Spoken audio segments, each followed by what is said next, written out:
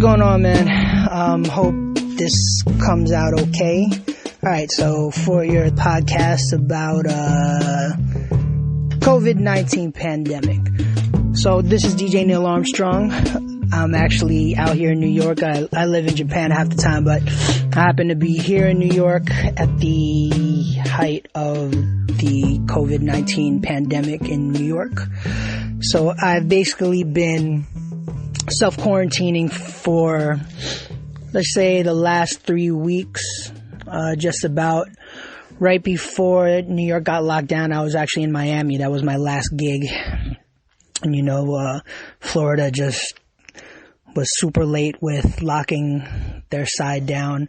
So just to be safe, I made sure to self-quarantine. Been able to keep my,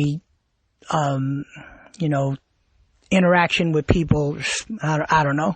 Maybe in a week in the last 3 weeks, I've interacted with 3 people face to face within 6 feet of each other.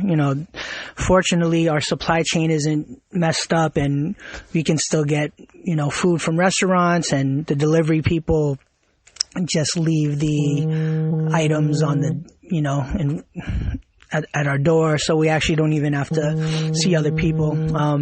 I'm fortunate that I don't have issues that other people have. Some people are homeless. Some people have 4 roommates. Some people have to go to work. But on my end, because my job is as a DJ,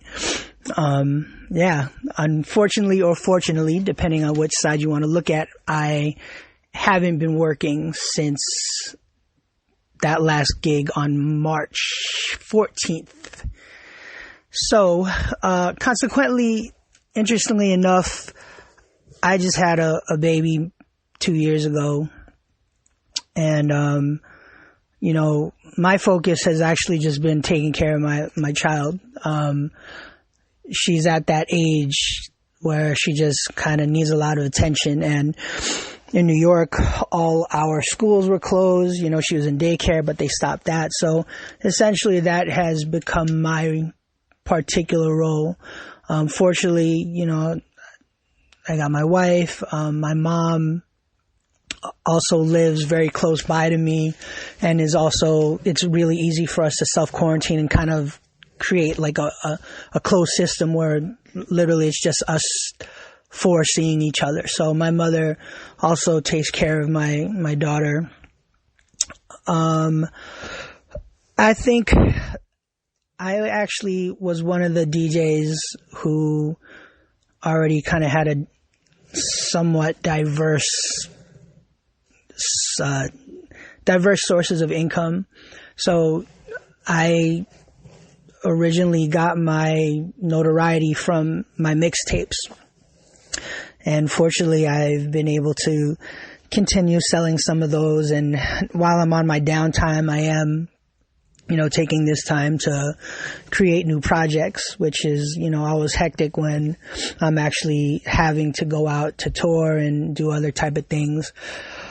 That's not to say that I'm not hurting on that side of things. Fortunately, I am one of the more established DJs, so, I am okay financially. I will definitely survive this situation, even without with my outside gigs. However, I do know quite a few DJs who rely solely on gigging, and I'm worried about a lot of heads that this time's going to be really tough. So yeah, for a lot of people, touring is the way. Touring, regular gigs, local gigs, overseas gigs. That's the way that most folks, as far as DJs go, that's how they make their money. And,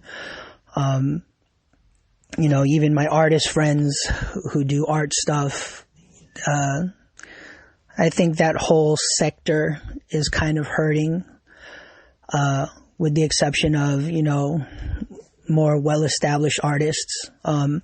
I think it's a general rule. Like, if you're a band, if you're a singer, if whatever, the majority of your money comes from touring.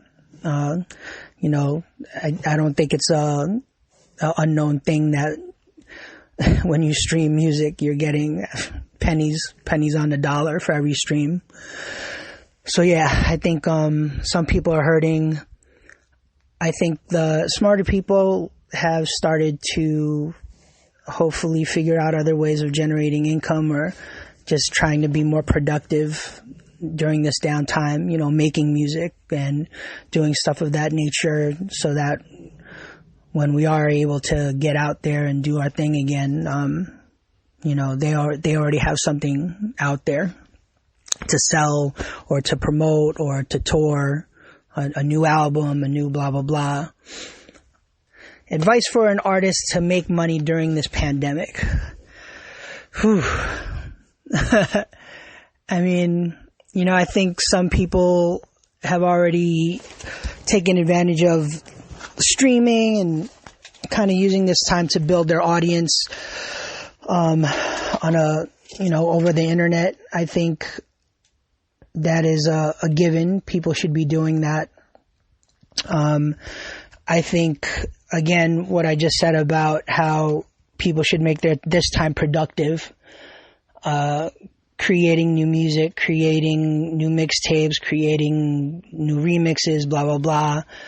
I think that's what people should be doing in the whole artistic realm.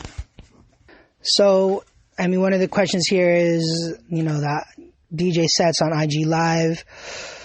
I mean, the biggest, most obvious one would probably be like, D-Nice has created a brand new platform out of this pandemic situation, to the point where he was already a huge DJ, working, one of the more well-known,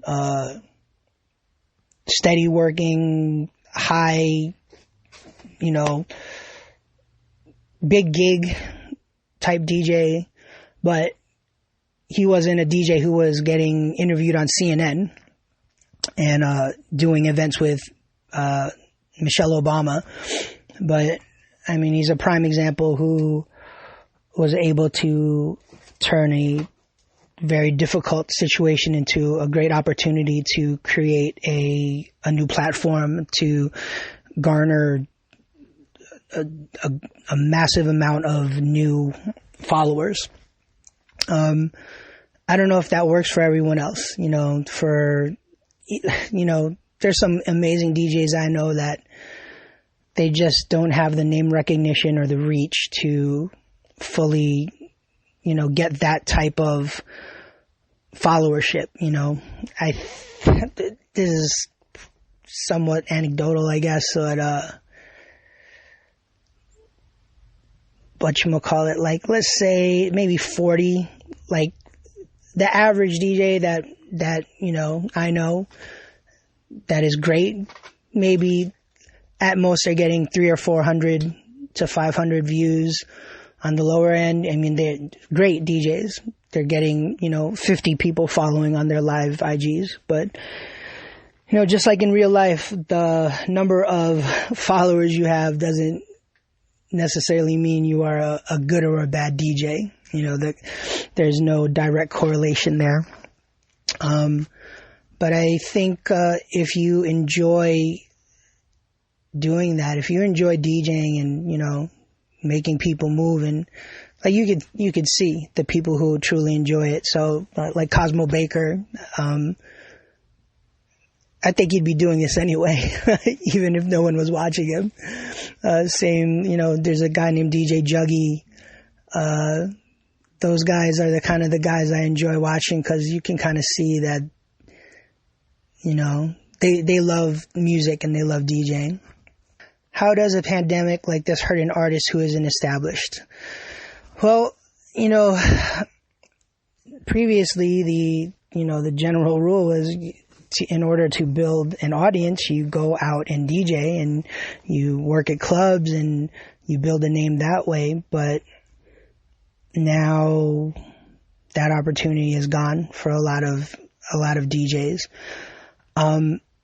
Artist wise, you know what? I don't know necessarily if this impacts them, besides the opportunity to tour, but you know, the internet it's the wild, wild west, you know, like you could put most of the artists that have blown up, but I don't know, in the last 3 or 4 years, it's not through radio, it's not through showcases, they put their music on the internet and someone really liked them, or they knew how to work the system, like the Old Town Road Kid, you know, like he put his music, he gave it to a certain TikTok guy and he blew the song up, and he would go on, there's a whole thing about how he hacked the system in order to make his song like literally the biggest hip hop song in hip hop history. So I don't know if the pandemic necessarily hurts a new artist who kind of knows how to navigate those waters. One of the things that, for me anyway, being in New York, I don't know if it's just, so like, number one, I'm a Filipino American, and there's a lot of Filipinos who are in the healthcare industry. It's like somewhat a running joke, but it's not entirely untrue. You know, a lot of Filipinas are nurses. I have a cousin, a male cousin, who's also a nurse, or, you know, they're doctors or nurse practitioner, blah, blah, blah. And I think, one thing that, you know, in my particular case, every day since we've been on lockdown, at least I've heard of 1 or 2 people dying who is within 1 or 2 degrees of separation from me. So I've had a high school friend pass away. I've had friends' parents pass away. One of my cousins' mothers passed away. My god brother, they had an uncle who passed away. And, you know, the virus, even as bad as it is in New York, there is some truth that to the statement that this virus will really only affect at most, I think, 3% of the world population. So there's a whole 97% of the people who don't have this experience. I think in particular, I'm in this weird place where, you know, I'm a bit older than most folks.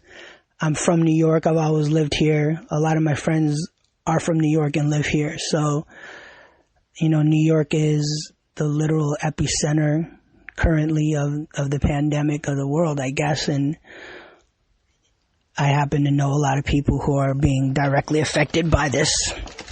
So, yeah, if you're an artist who is dealing with this situation, it could be difficult to have a creative outlet, or, you know, to even worry about other stuff besides dealing with the massive sense of loss that's happening right now.